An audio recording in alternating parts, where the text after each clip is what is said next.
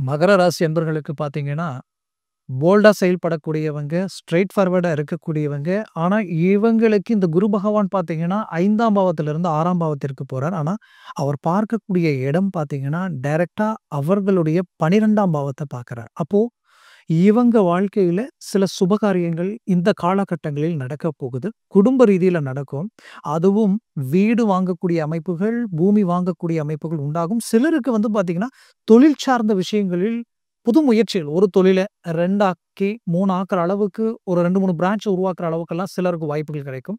சாதாரண வேலையில இருக்கிறவங்க, நான் ரொம்ப கஷ்டப்பட்டு உழைக்கிறேன், பாடுபடுறேன். ஆனா வர பணத்த என்னால மிச்சப்படுத்தவும் முடியல. கடன் தான் அதிகமாகுதுன்ற மன உளைச்சலில் அவங்க இருப்பாங்க. அவங்க புதுசா குறு தொழில், சிறு தொழில ஆரம்பிக்கிறதுக்கு உண்டான வாய்ப்புகள் கிடைக்கும். மொத்தத்தில மகர ராசி அன்பர்களுக்கு கடன் சுமைகளும் நீங்கும். அதே நேரத்தில அவங்களுடைய வளர்ச்சி அடுத்த கட்டத்துக்கு போகக்கூடிய அருமையான ஒரு குரு பெயர்ச்சி அது இருக்க போகுது.